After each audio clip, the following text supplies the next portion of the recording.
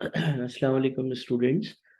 Government grant IS-20 की हम discussion कर रहे हैं और अब आपके सामने जो पैराग्राफ है वो गवर्नमेंट ग्रांट के इम्पोर्टेंट पैराग्राफ्स हैं और इसमें एग्जाम्स में आपकी जो टेस्टिंग है वो भी ज़्यादा हो सकती है, तो इसको बड़े अच्छे से पढ़िएगा।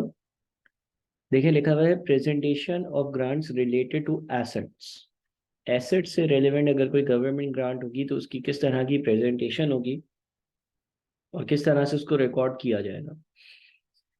Government grants related to assets, including non-monetary grants at fair value, shall be presented in the statement of financial possession. Either, यानी कि ये पहला तरीका है, either by setting up the grant as deferred income or by deducting the grant in arriving at the carrying amount of the asset. यानी कि government grant जो asset से रिलेट करेगी उसको रिकॉर्ड करने के दो तरीके हैं, या तो ग्रांट को आप as a deferred income show करोगे या फिर जो ग्रांट की वैल्यू होगी आप एसेट की वैल्यू में से उसको माइनस कर और एसेट की कैरिंग अमाउंट को कम करोगे। अब हम नीचे एग्जाम्पल से इसको देखेंगे कि कैसे इसको सॉल्व करना है। Two methods of presentation in financial statements of grants और the appropriate portion of grants related to assets are regarded as acceptable alternatives। दोनों एक्सेप्टेबल है। One method recognizes the grant as deferred income that is recognized in profit or loss on a systematic basis over the useful life of the asset। एक method ये है कि आप grant को as a deferred income book करो और उसको systematic basis पर प्रॉफिट एंड लॉस अकाउंट में रिकॉर्ड करते जाओ। The other method deducts the grant in calculating the carrying amount of the asset. The grant is recognized in profit or loss over the life of a depreciable asset as a reduced depreciation expense। दूसरा तरीका यह है कि grant की value से आप asset की carrying amount को कम कर दो, इससे आपके जो डिप्रिसिएशन का एक्सपेंस है वो ऑटोमेटिकली रिड्यूस हो जाएगा और एक्सपेंस रिड्यूस होने का मतलब यह है कि ग्रांट रिकॉर्ड हो जाएगी।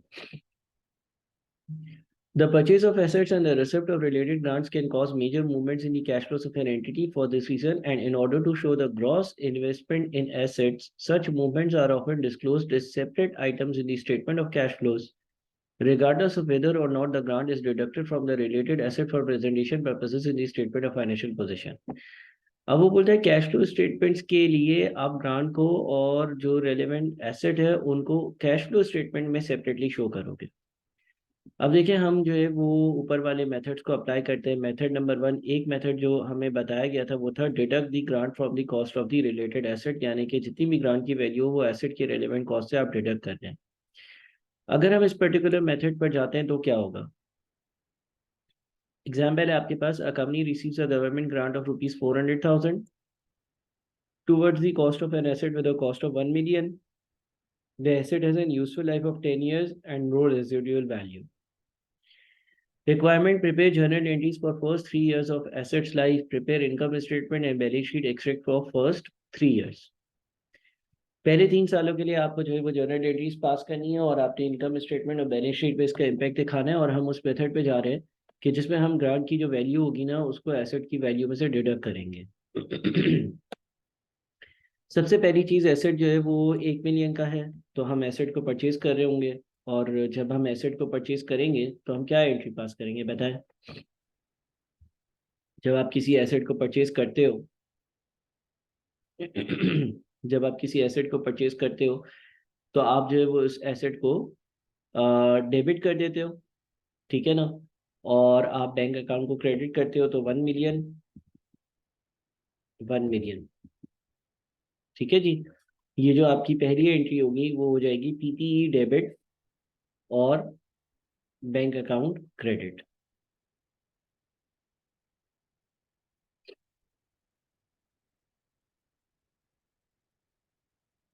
चलेंगे, इसके बाद आपने ग्रांट रिसीव की तो आपने 400,000 से बैंक डेबिट किया और 400,000 से गवर्नमेंट ग्रांट को क्रेडिट किया। अब आप उस मेथड की बात करें कि जिसमें आप जो गवर्नमेंट ग्रांट की अमाउंट होगी उसको एसेट की कैरिंग अमाउंट में से डिडक्ट करेंगे। तो गवर्नमेंट ग्रांट जो आपने क्रेडिट किया था आप उसको डेबिट करोगे, गवर्नमेंट ग्रांट का अकाउंट डेबिट, और PPE को क्रेडिट कर दोगे। इससे क्या होगा कि आपका पीपी 1 मिलियन से डेबिट हुआ था, अब 400,000 से वो क्रेडिट भी हो जाएगा, यानी कि यहाँ पर 1 मिलियन माइनस 400,000 यानी कि 600,000 की वैल्यू पर वो आ जाएगा। जितनी भी आपकी ग्रांट की वैल्यू थी वो ग्रांट की वैल्यू जो है वो एसेट की वैल्यू में से माइनस हो गई है। अब आप डेप्रिसिएशन चार्ज करोगे। अब डेप्रिसिएशन कैसे चार्ज होगी? डेप्रिसिएशन के लिए आप जो है वो 1 मिलियन में से 400,000 को माइनस कर दोगे, जो पीपीई का बैलेंस है उसको 10 से डिवाइड कर दोगे, तो 60,000 की जो है वो आप डेप्रिसिएशन एक साल की चार्ज कर रहे होगे। ठीक है जी। मैं भी आप लोगों के मेथड नंबर 1 की बात कर रहा हूँ और मेथड नंबर 1 के हिसाब से अकाउंटिंग ट्रीटमेंट बता रहा हूँ कि आपने जो ग्रांट रिसीव करी थी उसको आपने फिर government grant debit of fixed assets credit किया, तो आपकी डेप्रिसिएशन जो है वो ऑटोमेटिकली रिड्यूस हो जाएगी। अच्छा, फिर ईयर नंबर 2 में क्या करेंगे? ईयर नंबर 2 में तो दोबारा इसी तरह से आपकी डेप्रिसिएशन कैलकुलेट होगी, 1 मिलियन माइनस 400,000, क्योंकि ये पीपीई की वैल्यू है, अब डिवाइडेड बाई 10। ठीक है, तो 60,000 की डेप्रिसिएशन जो है ना वो चार्ज होती रहेंगी, अगली बार भी 60,000। ठीक है जी। क्या किया आपने? पहले पीपी डेबिट बैंक क्रेडिट, फिर bank debit government grant credit, फिर जो ग्रांट मिली थी उससे government grant debit PP credit, PP की वैल्यू 6 लाख पर आ गई, और फिर डेप्रिसिएशन जो है वो 6 लाख डिवाइडेड बाय 10 जो यूजफुल लाइफ है। अच्छा, जब इनकम स्टेटमेंट की बात करेंगे तो अब इनकम स्टेटमेंट में हर साल हमारी जो डेप्रिसिएशन एक्सपेंस की वैल्यू चार्ज हो रही है, पहले साल भी 60,000 है, दूसरे साल भी डेप्रिसिएशन एक्सपेंस है वो 60,000 है, और तीसरे साल भी जो डेप्रिसिएशन एक्सपेंस है वो 60,000 है। हर साल डेप्रिसिएशन एक्सपेंस 60,000 पर होगा।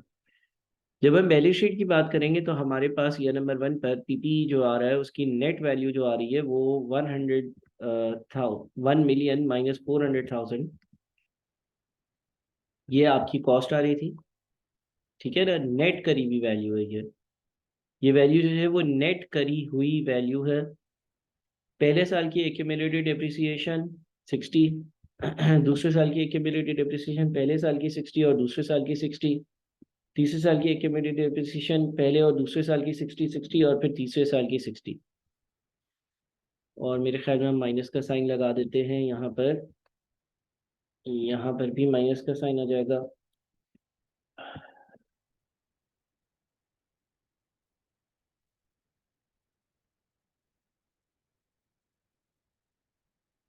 और यहाँ पर भी आपके पास जो है वो, ठीक है जी। तो ये आपके पास पहले साल नेटवर्क वैल्यू 540 की, फिर 480 की, और फिर 420 की।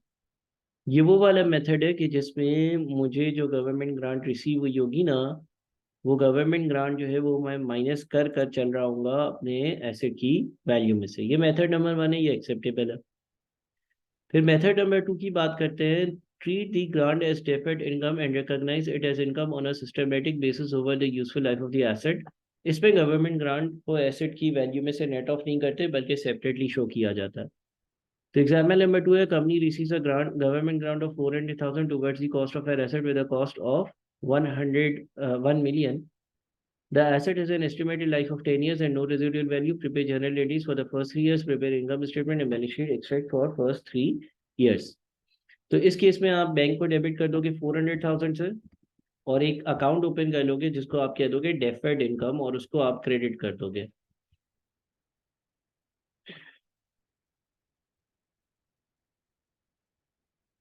ठीक है, तो bank debit 400,000, deferred income credit 400,000। फिर पीपी आपने खरीदा 1,000,000 डेबिट और 1,000,000 क्रेडिट।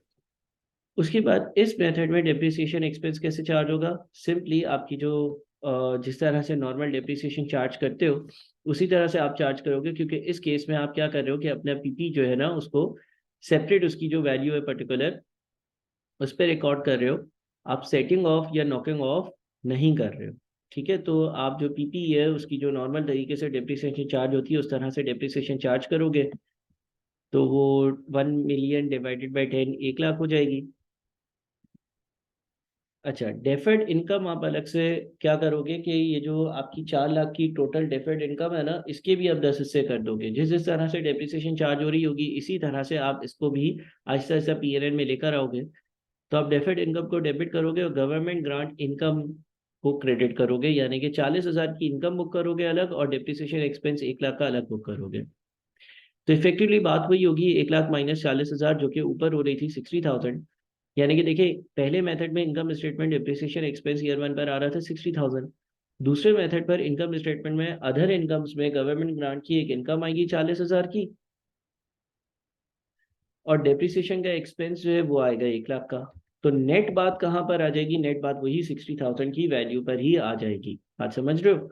तो दोनों मेथड्स का नेट इम्पैक्ट जो है वो सेम होगा, बस रिकॉर्ड करने के दोनों एक्सेप्टेबल तरीके हैं। अच्छा, ईयर नंबर 2 में क्या होगा? अगेन आपकी जो डेफर्ड इनकम है वो 40,000 की रिकॉर्ड हो जाएगी, और आपकी जो डेप्रिसिएशन है वो सेम तरीके से 100,000 की रिकॉर्ड हो जाएगी। अगेन तीसरे साल क्या होगा? तीसरे साल भी आपकी डेफर्ड इनकम जो है वो 40,000 पर रिकॉर्ड हो जाएगी, 4 लाख डिवाइडेड बाय 10 से, और 1 मिलियन डिवाइडेड बाय 10 से आपकी डेप्रिसिएशन एक्सपेंस की वैल्यू रिकॉर्ड हो जाएगी। और आप क्या करोगे कि आप अगले साल ईयर नंबर 2 में भी 40,000 की गवर्नमेंट ग्रांट की इनकम, और ईयर नंबर 3 में भी 40,000 की गवर्नमेंट ग्रांट की इनकम करोगे। डेप्रिसिएशन एक्सपेंस ईयर 2 में 1 लाख का और ईयर 3 में भी 1 लाख का। तो नेट वैल्यू जो आएगी वो यहाँ पर भी 60 आएगी, यहाँ पर भी 60 आएगी। ठीक है जी। तो इसमें कोई आप देख रहे होंगे कि आपके पास जो इनकम्स और एक्सपेंसेस है उसका जो नेट इम्पैक्ट या फुटिंग है वो मेथड नंबर 1 वाली ही है। अच्छा, फिर जब हम बैलेंस शीट की बात करेंगे तो पीपी जो है वो अब आप यहाँ पर 1 मिलियन पर रिकॉर्ड करोगे। 1 मिलियन, 1 मिलियन, 1 मिलियन। पहले साल की एक्यूमुलेटेड डेप्रिसिएशन जो है वो 1 लाख है, यहीं से उठा लेते हैं। दूसरे साल की एक्यूमुलेटेड डेप्रिसिएशन पहले साल की प्लस दूसरे साल की, और तीसरे साल की एक्यूमुलेटेड डेप्रिसिएशन जो होगी वो पहले साल की प्लस दूसरे साल की प्लस तीसरे साल की। तो आपके पास एसेट की नेटवर्क नेट वैल्यू जो है वो 9 लाख, 8 लाख, 7 लाख इस तरह से आ रही होगी। लेकिन साथ में आप क्या करोगे कि आप जो है वो डेफर्ड इनकम को, क्योंकि इस बार अलग बुक कर रहे हो, तो डेफर्ड इनकम को अलग बुक करोगे। अच्छा, डेफर्ड इनकम में से वो पोर्शन जो अगले साल रिकॉग्नाइज हो जाएगा वो आपके पास जो है वो करंट में आएगा, और जो रिकॉग्नाइज नहीं होगा वो नॉन करंट में आएगा। देखिए टोटल टोटल अगर हम डेफर्ड इनकम की बात करें तो 4 लाख है। टोटल डेफर्ड इनकम 4 लाख है जो इनिशियली मैंने बुक करी है। उसमें से 40,000 तो मैं पहले ही साल में पीएनएल में ले गया हूँ ना, ये ईयर नंबर 1 पे ही पीएनएल में चला गया। अगला 40,000 एक साल बाद पीएनएल में जाएगा, तो करंट लाइबिलिटीज में डेफर्ड इनकम जो होगी वो 40,000 पर आएगी, और नॉन करंट जो है ना वो 4 लाख माइनस 40,000 इसी साल रिकॉर्ड कर लिया, माइनस 40,000 आने वाले एक साल के अंदर रिकॉर्ड करना है, तो 3,20,000 बच गया। आप देखिए ये दो 360,000 और ये 40,000, 4 लाख बनेगा टोटल। 3,20,000, 40 और 40, 4 लाख बनेगा। 3,20,000, 40 और 40, 4 लाख बनेगा। ये नंबर 2 पर अगर हम आएंगे, ये नंबर 2 पर ये वाला 40 जो करंट लायबिलिटी में था वो अब इनकम में चला गया। 3,20,000 में से एक और 40,000 का हिस्सा करंट में चला जाएगा, और यहाँ पर 280 आ जाएगा। ठीक है। इसी तरह से उसके अगले साल अगला 40,000 एक मुझे विद इन 1 ईयर रिकॉर्ड करना है, और 240 यहाँ पर आ जाएगा। समझ रहे हैं बात को आप लोग? क्योंकि देखिए नॉन करंट लायबिलिटीज में तो हमें डेफर्ड इनकम में वो अमाउंट रिकॉर्ड करना चाहिए जो विद इन 1 ईयर आपकी इनकम्स में नहीं जाएगा। अब हर वक्त पर एक्यूमुलेटेड अमाउंट जो है ना वो 4 लाख पे बनेगी। देखिए ये 40,000 जो इनकम में चला गया, ये 3,20,000 जो अगले साल नहीं बल्कि उसके आने वाले सालों में इनकम में जाना है, और ये 40,000 जो बिल्कुल ही आने वाले साल में इनकम में चला जा रहा है, तो 4 लाख। फिर क्या हुआ? फिर ये 40,000 इनकम्स में चला गया, एक 40,000 पहले से इनकम में गया हुआ था, और 280 और 40 इन सबको ऐड करोगे तो वापस से 4 लाख बनेगा। या आप ये भी कह सकते हो कि ये जो 3,20 जो नॉन करंट में था, अब इस 3,20 में से 40 करंट में चला गया और 280 नॉन करंट में। इसके लिए करंट और नॉन करंट की आपको क्लियर अंडरस्टैंडिंग होनी चाहिए। Current liabilities with in 1 year mature होने वाली और non current liabilities after 1 year mature होने वाली। अगेन अगर आप मेथड नंबर 2 देखेंगे ना, तो देखिए मेथड नंबर 1 में आपके ईयर 1 के net book value of assets 540 आ रही थी, यानी कि इन ट्रांजेक्शन का इम्पैक्ट ये था कि मेरे एसेट्स की टोटल वर्थ 540 थी नेट। दूसरे मेथड में भी यही होगा। 9 लाख में से आप माइनस कर दो 320 और 40, कितना आया? 540, जो कि मेथड नंबर 1 की वैल्यू आती थी। मेथड नंबर 1 में ये नंबर 2 पर जो मेरे नेट एसेट्स थे वो 480 के थे, इधर भी 480 के होंगे। 800,000 माइनस 280 माइनस 40। मेथड नंबर 1 में मेरे पास नेट एसेट्स ईयर नंबर 3 पे 420 के थे, इधर भी 420 के होंगे। इस बार हमारे पास नेट एसेट्स यहाँ पर पीपी में अलग है 7 लाख, और नॉन करंट और करंट लायबिलिटीज माइनस करें। ठीक है जी। तो ये दो मेथड्स हैं, दोनों मेथड्स एक्सेप्टेबल है, आप अच्छे से इसको देखें। और आपको अगर ये एक्सेल की फाइल चाहिए तो रजिस्टर्ड स्टूडेंट्स के ग्रुप में बताएं। ये हमारा पैराग्राफ नंबर 24, 25, 26, 27 और 28 जो है उसकी एक इलस्ट्रेशन के साथ मैंने इसको एक्सप्लेन किया है, और आप जो है वो इसको बड़े अच्छे से देखिएगा क्योंकि आपके पेपर्स में टेस्ट होता है।